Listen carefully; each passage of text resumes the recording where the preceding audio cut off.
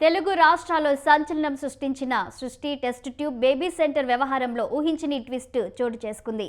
నేరం జరిగింది ఆంధ్రప్రదేశ్లో అయితే తెలంగాణ పోలీసులు తనను ఎలా అరెస్టు చేస్తారని సికింద్రాబాద్ కోర్టులో Srushti test tube baby centre doctor Namrata bail petition దాఖలు చేసింది. 35 ఏళ్ల అనుభవం ఉన్న తనపై అసత్య ఆరోపణలు చేస్తున్నారని పేర్కొంది. ఇన్ని సంవత్సరాల నుండి ఒక్క ఫిర్యాదు కూడా రాలేదని, నేరం ఆంధ్రప్రదేశ్లో జరిగితే తెలంగాణ పోలీసులు ఎలా కేసులు నమోదు చేసి అరెస్టు చేస్తారని పిటిషన్లో ప్రశ్నించింది.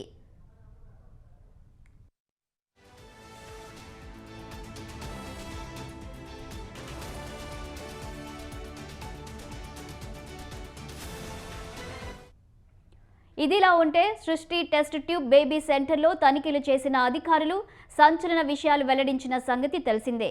ఓ జంటకు సరోగసి పేరుతో బిడ్డను అమ్మగా చిన్నారికి DNA టెస్టులో తల్లిదండ్రుల DNA మ్యాచ్ అవ్వకపోవడంతో కేసు నమోదు చేశారు.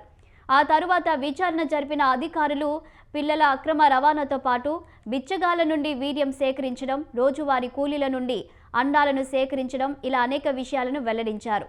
దీంతో ఈ కేసు రాష్ట్ర వ్యాప్తంగా సంచలనంగా మారింది.